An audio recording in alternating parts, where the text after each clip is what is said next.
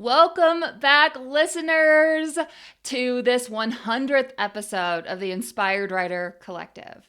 We are your co hosts, Elizabeth and Stephanie, and we have been planning this episode for a little bit of time. We could see it coming up on the calendar. It's such a huge benchmark for us, for the podcast, and for our writing journeys. Basically, this signifies that we have been doing this for over 2 years now. And there have been some things we have learned along the way. As you know, with any writing project, you are going through a process yourself as the writer, as the author. And so today we have 10 secrets to finding your way as a writer. So we have gone back through all of these episodes to highlight the top 10 things that we believe will help you find your way and that have helped us find our way. So we're sharing that insight and that knowledge and wisdom that we've gleaned with you, all condensed in this episode. But we will be pointing you to full-length episodes that delve into each one of these topics. You can find all of that detailed information in the show notes. So if we mention something that you want to dig more into, that you think could be something that you could incorporate into your writing, we've got specific episodes that will go into way more detail for you, and those will all be in the show notes. So take a look there because we have so many resources for you. All right, Stephanie, will you start us off with number 10? Yes. So kicking it off with number 10 is the importance of community. This has been something that has been so integral to our process as writers. We first met in a local writing group that brought us together to create this journey for ourselves and share this with you. And we've just really found that having other writers in our space and to connect with has been so helpful. And I know for me, it's been incredibly helpful because it allows me to remember to show up and support other writers, and then they're supporting me. And also to improve my craft as well. There's so much that can be learned from connecting with other writers and having that time to not feel so alone in the process, because sometimes it can feel like you're getting pressure from others who don't fully understand what it means to be a writer, to be on this journey, that it does take time, that when you say to somebody, yeah, I'm writing a book, and they're expecting it to be out tomorrow afternoon, that that's not realistic. But when you're in a community of writers, you can feel like you can breathe again, that, okay, I'm not completely alone. It takes time. There's a process. It doesn't always look pretty. It can be messy. And that's the beauty of having community. Yeah, it's so true, Stephanie, that our family and friends, while they may wish us the best, they just don't understand some of those struggles that we have as a writer. So being in community with fellow writers is so valuable for that. And then for me, too, as a memoir writer, it comes with its own challenges that I find are more easy to muddle through, to figure out when I'm in community with other memoir writers, even specifically. So I love being able to talk to other people who are also trying to wrestle their messy life into a narrative on the page. And it helps normalize some of those difficulties, some of those roadblocks. We recorded an episode not too long ago that was sort of a spur in the moment thing where I called up or messaged another memoir writer, like, I'm feeling this way about all these emotions from my memoir. And she helped validate for me. And then we ended up recording an episode from that. But that's just a pure example of how our community of writers and also the people who offer their expertise to us, editors, book cover designers, like it's all so helpful in helping you navigate this path, especially if you're self-publishing. Well, and as I mentioned before, when I talk about showing up for myself, is as I've learned more about how my brain works and that I'm very much an ADHD brain person, that the body doubling of our weekly writing sessions or our virtual writing retreats that we offer, all these pieces that when you put them together just keep the momentum moving forward. And that body doubling piece of having an accountability partner or having others in your space that you can call together. And we went to that conference in Crested Butte and we listened to a group of writers who talked about how they were a group of three and they made sort of a pact together, and that really helped carry all each of them through in their process. So that's the other piece, is all the little tidbits that you can learn and take what you need, leave the rest kind of mentality of having a community. And again, finding it really helps you find your way. And that takes us so nicely into lesson number 9, which is start an online presence as soon as you start writing and start sharing your writing. Because this is a great way in our virtual dominated world to build that community of fellow writers. I've talked before on this podcast about how wonderful it's been to connect with other writers on the Threads community. There's a very prolific group of writers there that are always willing to offer some advice or support if I have a question or simply just need some validation in knowing that other people are going through similar struggles.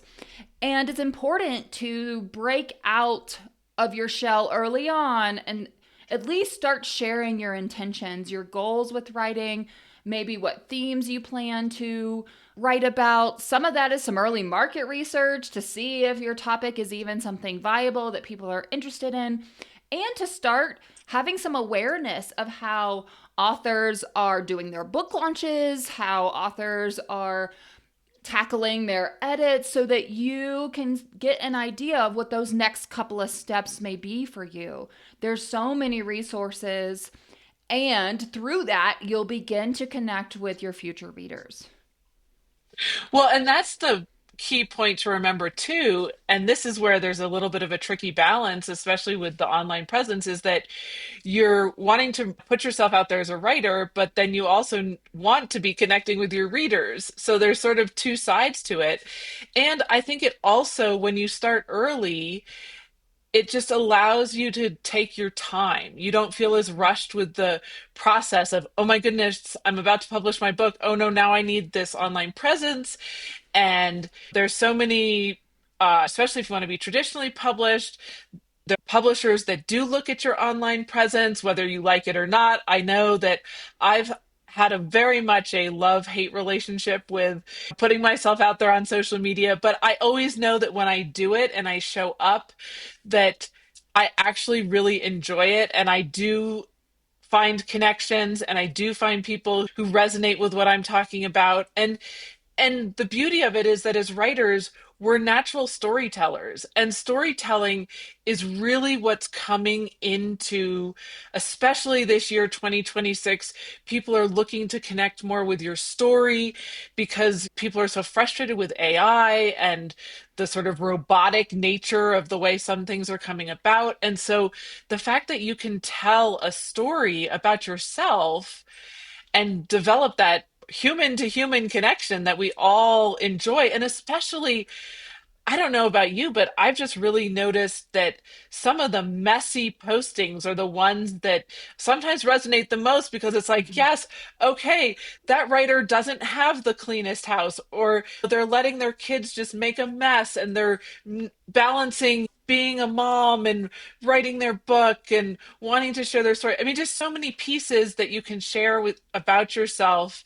And it's really up to you what you share. But again, having that willingness to put yourself out there right from the start is really important. Yeah, and it just takes time to figure out how you want to share. It's gonna be messy in the beginning, so don't wait until you're trying to launch your book to show up and figure that out for yourself. It's taken us time to figure out what style of posting works for each of our personalities, what even just builds traction for follows or comments or likes, or let alone getting someone to like click on an external link. It takes time, and you have that time as you're drafting, as you're editing, to just play. Just explore it. Go ahead and start getting comfortable with it because you're gonna have to find a system that works for you. This segues really nicely into number 8, which is Decide what works for you with your writing process. So, just like you decide what works for you online, deciding what your own writing process looks like is so important. There's so much advice out there that is designed to, of course, help you, give you a foundation to work from, but not every piece of writing advice that, as we've gone through this journey, works for either one of us. Some things work for me, some things work for Elizabeth. And so we've really learned as we've been working on our individual projects that finding exactly what works for us, whether it's what time of day, or whether we need to schedule it into our calendar, or whether we need to meet at a coffee shop, or all, there's so many different ways that you can write. And it can really begin to feel like you have to write a certain way because of what's out there and because of the writing advice books that are out there. But at the end of the day, you are the one who is writing your story to be out in the world, and you need to decide the process that works for you to get it out. Exactly. And just like you highlighted, like you like to have the ambient noise of a coffee shop, whereas I do my best writing here in my home office. And I need a clean and tidy space in order to do that most times. There's certain times a day that work for different people. And while you may see the advice, especially as a busy mom, to carve out that time before the kid wakes up or after the kids go to bed, like I tried that and it did not work for me. So ultimately, whatever helps you get words on the page is what works for you, and you should go for it, even if other people would think that that is crazy. You know, even if you're doing audio notes that you then convert to text, or whatever tools you may want to use. There's so many different writing tools out there, different programs, whether you're drafting in Word or Google Docs, or if you use Scrivener like Stephanie and I do in order to organize your thoughts and ideas. Or maybe you switch processes and you draft in one thing, maybe you draft by hand, and then you convert it into an electronic form and edit in that format. Whatever gets the words on the page is what works for you, and do not put pressure on yourself to make it look like someone else's. Even what seems like really positive and helpful advice, like being consistent, for someone who is neurodivergent, putting that level of pressure to show up every day at the same time may actually be detrimental. So that's something that we are digging more into in this season of the podcast. So if that's you, if you identify with that, stay tuned for more episodes that help you use your neurodivergent brain for your writing. But yeah, that's an important part and probably one of the more essential parts of actually getting some drafting done. Oh, absolutely. I mean, I know that even when we schedule our weekly writing times, it's great for the accountability, the body doubling piece that is so supportive for somebody with neurodivergence. And sometimes I'm not always ready to show up with what I'm project I'm working on, but I still show up to write something. And that's the beauty of it, because writing something helps you continue to show up, especially to the blank page that can often feel very intimidating. And so it's just really important to think about, well, what really works for me? Is it going for a walk and talking into voice memo? Is it having an accountability partner? Maybe it's that you need a writing coach who is there to help guide you along the way. And we certainly support that, and making an investment in yourself, especially if you want to fast track your writing, investing in that way can be a great way to help discover your writing process. So there's so many different ways, as we've talked about here. All right, guys, number 7. Now, this one may surprise you a little bit because it doesn't directly relate to writing, and that is reading to improve your writing craft. This is something that Stephanie and I have believed in from the very beginning. We have our book club episodes where we parse apart some book, whether it's fiction, memoir, even some nonfiction books we've done, and we dig into it to analyze the character development, the way that the plot holds tension, the pacing, all of these different elements of storytelling. And it's really eye opening to pick up a book and read it not just as a reader, but as a writer, trying to figure out how did this author craft this? Oh, that was a really cool element that they added here. How can I replicate that within my own writing? Or I'm also struggling with this. Let me go to someone who is a master of this genre to see if I can glean some wisdom from the ways that they craft their story and their narrative. I do this all the time for the memoir genre. I love reading memoir. It's the reason I write in the memoir genre. And while I will avoid turning to this reading part in my initial drafting phase where I'm trying to make sure I find my own unique voice, for all other portions of the writing process, it's so helpful to kind of have these benchmarks or side rails or whatever to help you navigate this process and pick out these tools and tricks of the trade that you can glean from other writers' work.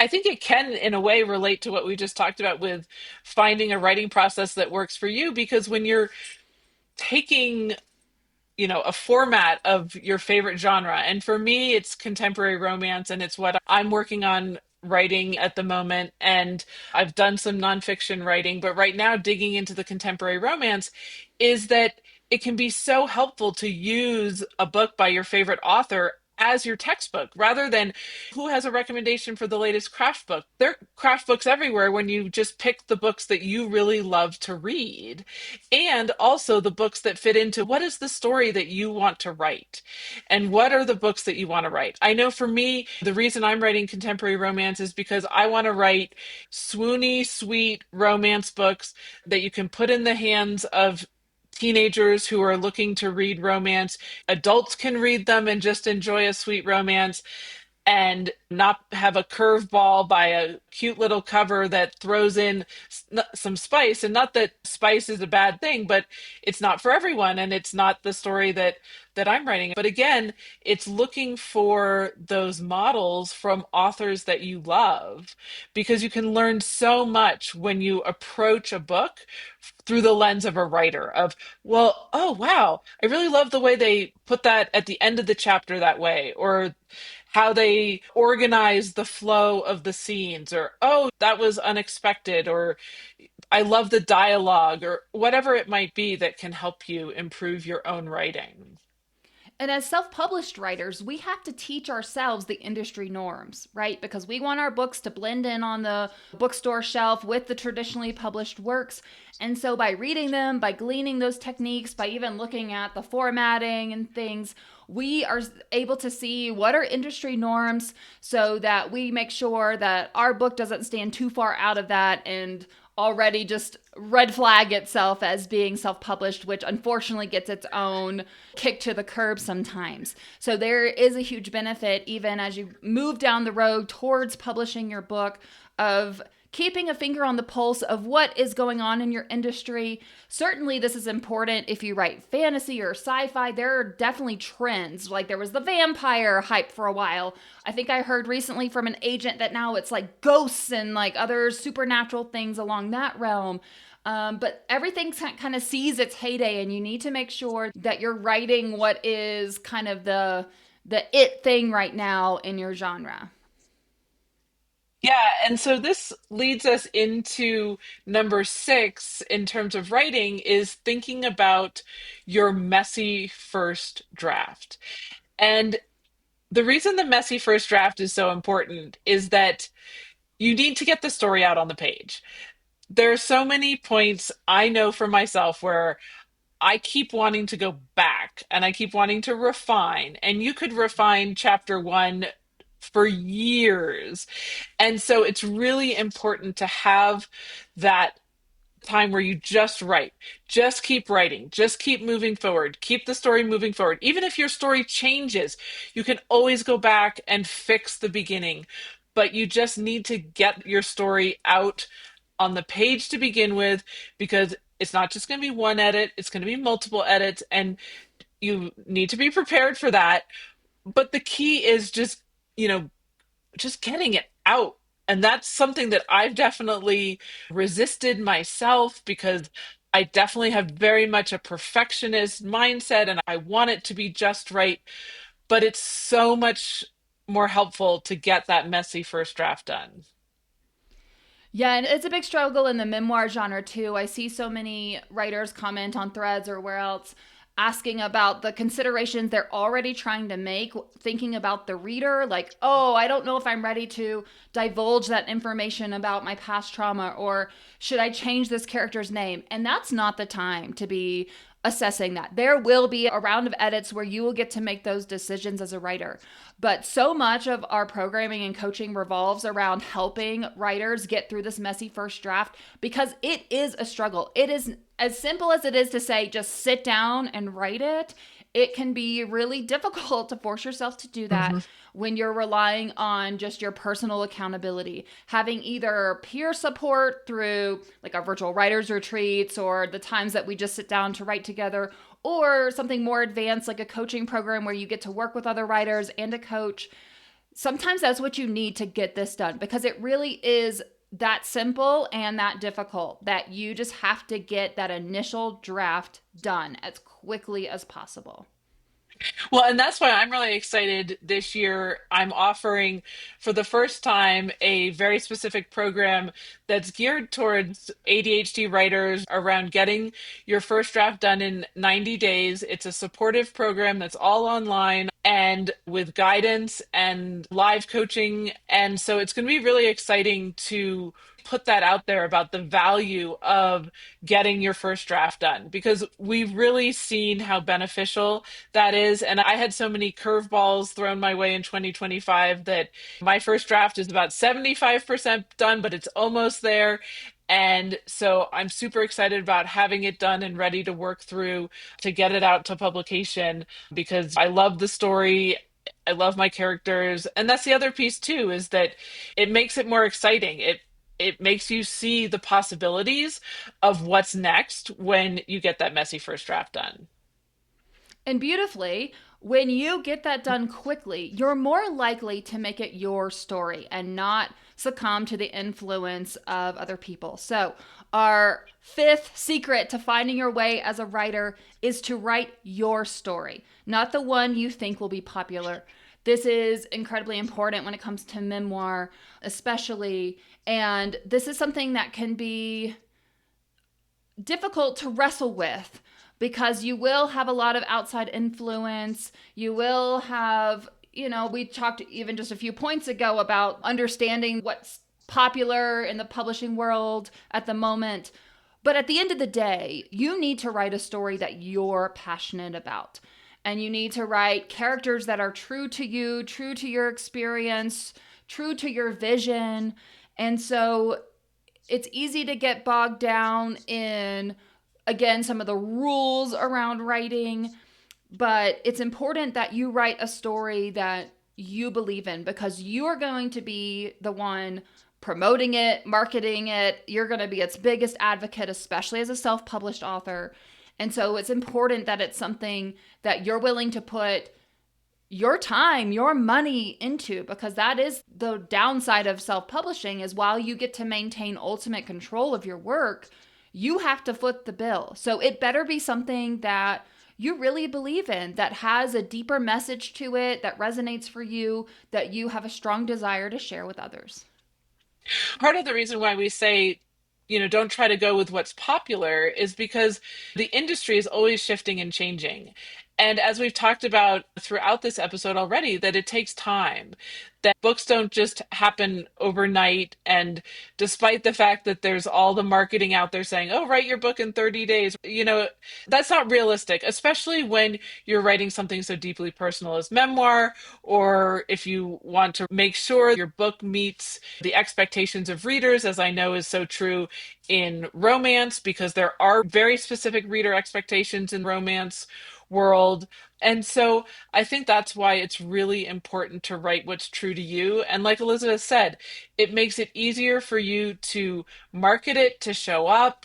I think so often about when I'm on the stage sharing about my book, I do want to be able to talk about something that I've written that I love, that's a story that's true to me and reflects who I am and reflects the things that I care about. Because You want to be authentic. You want to be authentically you. And if you try to fit yourself in a box, it's just going to make the process so much more frustrating. I see this too with the women who join my memoir coaching program because we start with just the idea phase and I hear them sometimes put out ideas that I know they either aren't ready to write or aren't really into, but they know that other people are curious about their lives. That happens to me too. I know that there would be great curiosity around my forensic science career.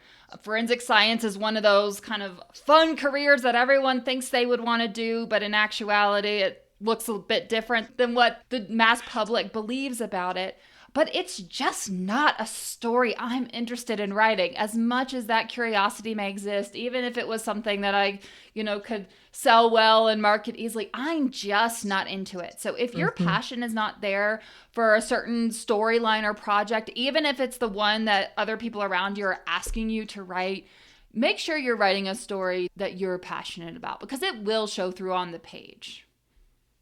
It'll also show through with our secret number four, which is to celebrate the big and the small moments in your writing journey. If you're not having a good time with what you're writing, it's going to make it really hard to show up to celebrate. And we believe so strongly in the importance of celebrating because it can be so easy in our day-to-day lives to forget about all the things that we've accomplished or that you've accomplished. You've probably even forgotten maybe something yesterday afternoon that happened. And so we really believe in taking those moments, even if it's, I wrote a page today. Awesome, you wrote something, like the blank page didn't stare back at you. Or celebrate big moments that you receive a recognition for something you've written, or you submitted to a small publication and you got published, or, you know, any little bit along the way, or you finally figured out the what your character's true desire was, or you finally figured out one of our favorite things to talk about here is the core message. What is it that you want your reader to really thread throughout the narrative of what you're writing? It's just so important to celebrate. Yeah, and I do an annual journal review every year, and I'm always taken by surprise at what I actually did that I have created a false narrative around. The first year I did it, I had totally forgotten that I had been published by a literary magazine. One of my short stories had been published. And then this last year when I did it, I had thought I had told myself that I had stopped working diligently on my book in March once I had done a big sprint of my rewrites. But the truth was, I continued editing all the way through June until I handed my manuscript over to my editor. So sometimes it's really, I mean, not just sometimes, it is just really easy to overlook these wins. But it's such a long road to publishing that you should not wait until you hit publish to celebrate. Also, there tends to be a little bit of an anticlimactic moment when you hit publish. It can take a little time for people to find your book, for it to gain any sort of hold with readers, for even your friends and family to finally click the link to purchase it. So, holding out for that day to celebrate, you're really just cutting yourself short. Those celebrations are important to mark those milestones, celebrate in your communities as you go along. Well, and this links back to an earlier secret we shared about starting your online presence. And that is, if you can't think of ways to celebrate yourself, do a quick post about something exciting that happened that you want to share with your community. Because I do think that when we share our stories and we share our authenticity, that's what people connect with. They want to see you getting excited. It gets them excited. Whatever the accomplishment is, big or small, it's definitely important to celebrate. Oh, that's so good, Stephanie. And it builds anticipation for your readers to know that, like, okay, I've just wrapped up this round of edits, or here's the book cover design. It just builds that anticipation and that hype as you lead up to launch day. All right, guys, number 3. This is super important. Rest. Yes, I said it. Rest. Helps you come back to your work with more focus and clarity. It is so easy to fall into this habit of feeling like you constantly have to be pressing. I mean, we've already talked to you about showing up regularly in community and posting on your social media accounts and getting that messy first draft done. And all of that sounds a lot like go, go, go. There's always something left to do. And there is, and it will wait for you because it is so important to take breaks. It's what we try to model with this podcast, where we take a break in December. It's what we've done in our own writing practices. Again, do what works for you. But I have certain times a year that I have learned are not my greatest times of creativity. Check out that caretaking versus creativity episode if you're curious about that, because when the school year starts, I am tapped out. I do not have much creative energy. That's not a time for me to be digging in deeply to edits or doing a messy first draft. I need to take some time away to deal with the new school year, to deal with my job requirements, all of those other things. But it is a time where I can feel my creativity ratcheting up. Even though I don't necessarily have the time or energy to create that next project or idea, that's a lot of times when those ideas are forming. Just like our upcoming memoir summit, that idea was birthed like in the summertime when I was running after several 4 and 5 year olds, not working on my book, not drafting.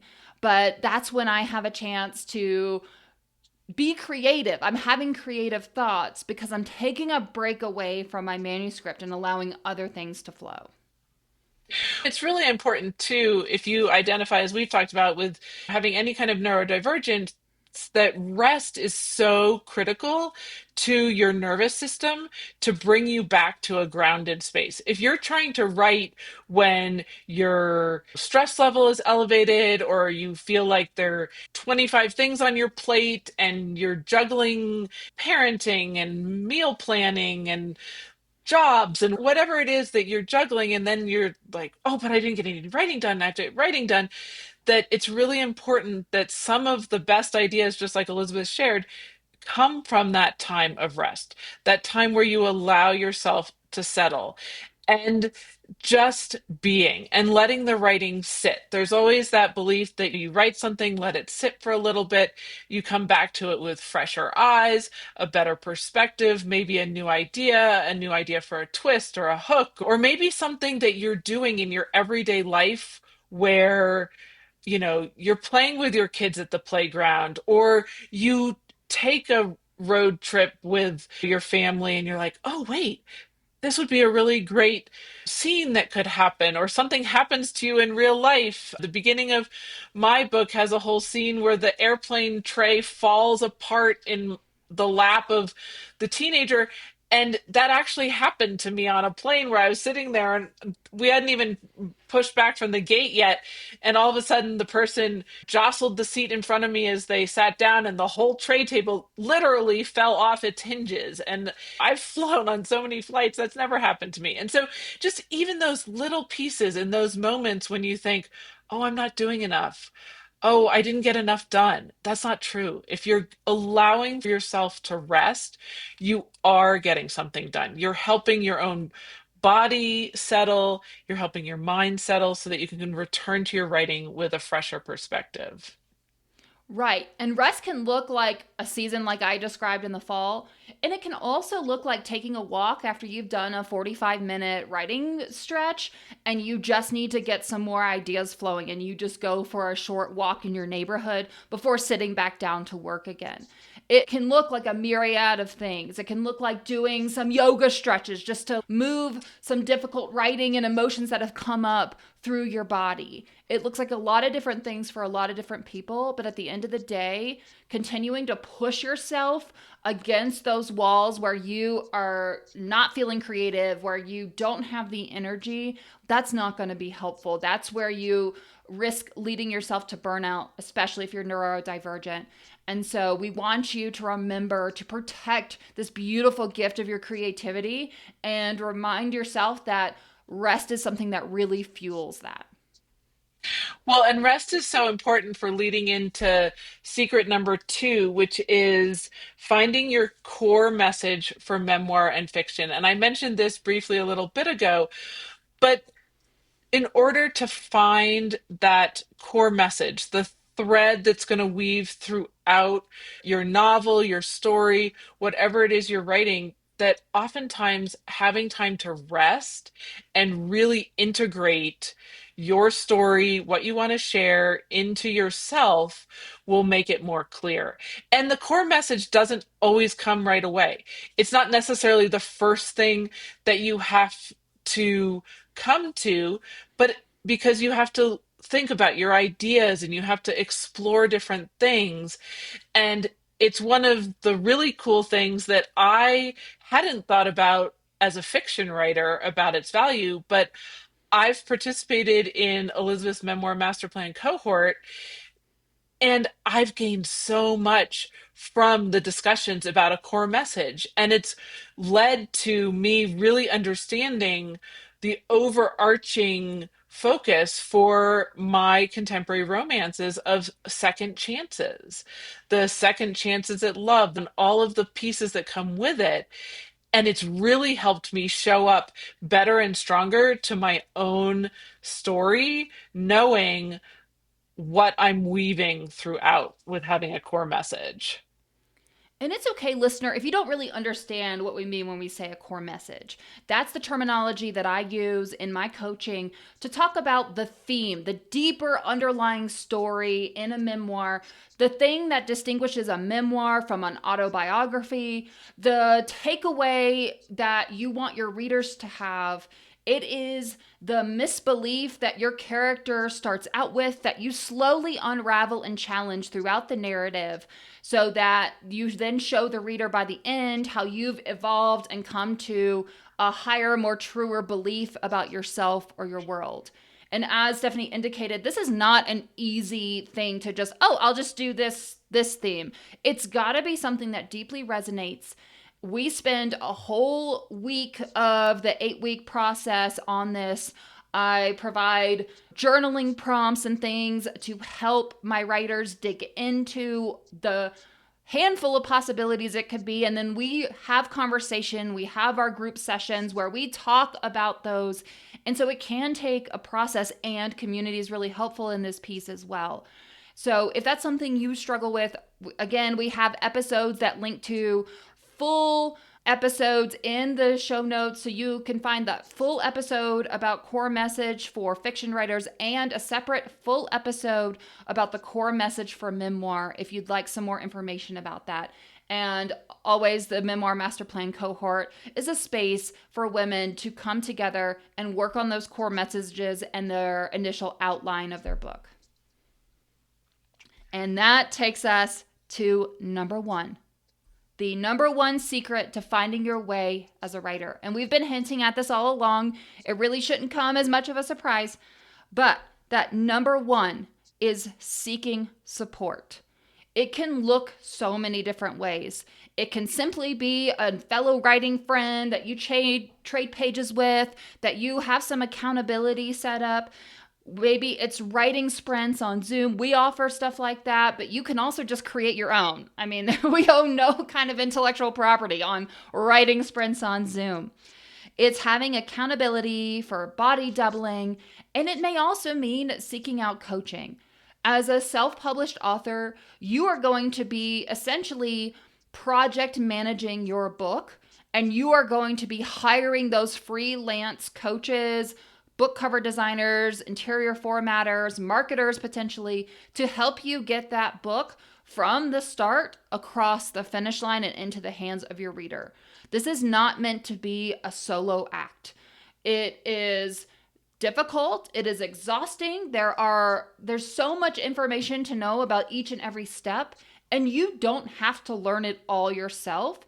If you can find the coaches that you need to fill in those gaps, they've got that pool of knowledge that they have cultivated in their specific area that they are more than happy to share with you.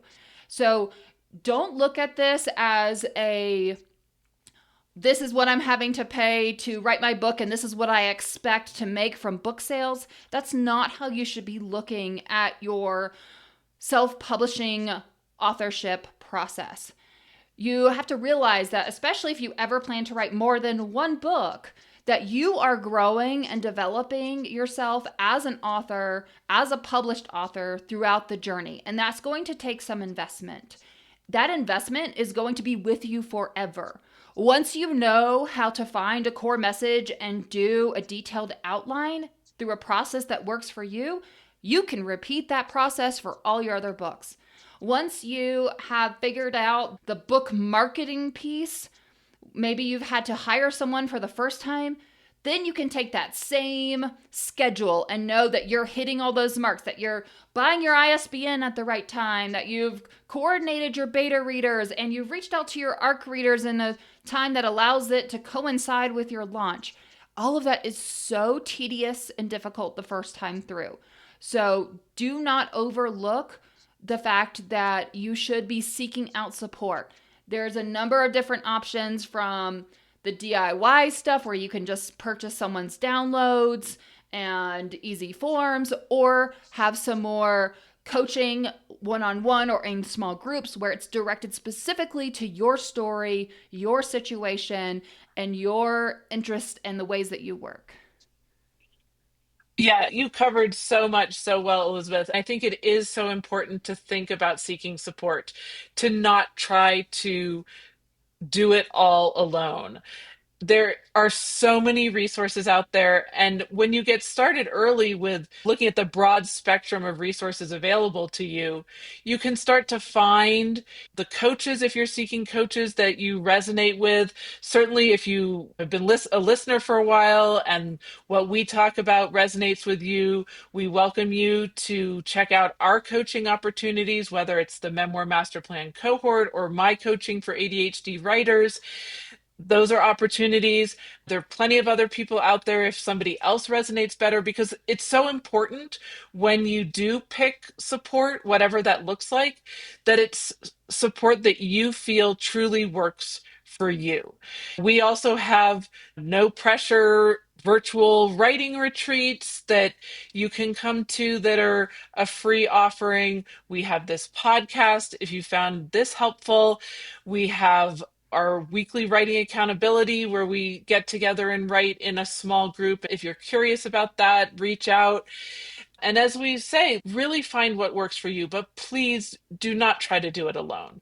You need the support. You need the people who are experts in the different areas, especially beyond the boundaries of your writing. We're not all book cover design experts. We're not all social media experts. We really, it's really not possible to wear all of the hats.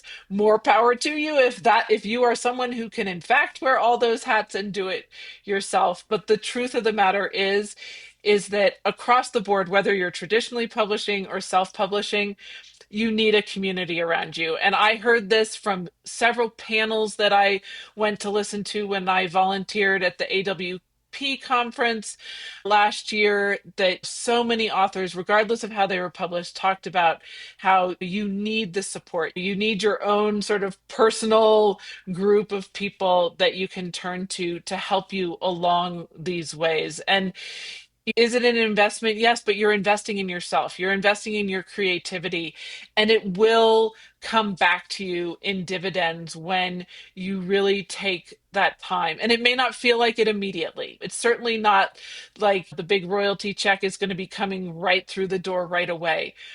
But when you put in the work and you really look at this as valuing yourself, that seeking the support will absolutely help you reach your writing dreams. And there's a real trade off to it, right? You can do it all yourself, you can learn it on all yourself, and the trade off is time. You are going to be investing more and more of your time. It's going to take you longer to get your book from your computer screen into the hands of your reader. If time is not is something you have plenty of, it's not a concern for you, then by all means you can take that time. What I don't have as a busy mom and a story that I feel so strongly needs to be out in the world is time. I can put some money forward so that I don't have to figure out how to use advanced graphic software to build my own book cover and hope that it looks like industry standards and doesn't give away the book as being self-published and overlooked, when I've poured so much time, heart, soul, and energy into the prose written inside. And the other thing we want to highlight before we sign off for today on this 100th episode is that we have so much beautiful insight, inspiration, tips, and tricks that we share for free every week through our embodied writing experience emails. On Monday, you'll get the latest of the podcast episodes. Tuesdays, I'm always writing about memoir, personal narrative, journaling. And then Stephanie hits you with those big ideas on Thursday of how to manage your different brain, how to hack those different writing styles, writer mindset, and other inspiration. Those are free. So if you are the kind of go-getter person who simply needs to see the ideas, to understand, just to get a little bit of information, and you're able to apply it to your own book, your own work, great. That is a free resource that will take you miles. So join our email list. And again, if you're someone who can absorb the idea, but then you get a little stuck in figuring out how to apply it, or you need some accountability or discipline around that, then we have our coaching programs that gently guide you through that process. So, listener, thank you for being with us for this 100th episode. It's such a huge milestone for Stephanie and I, and here we are to celebrate the conclusion of our 100th episode of the Inspired Writer Collective podcast.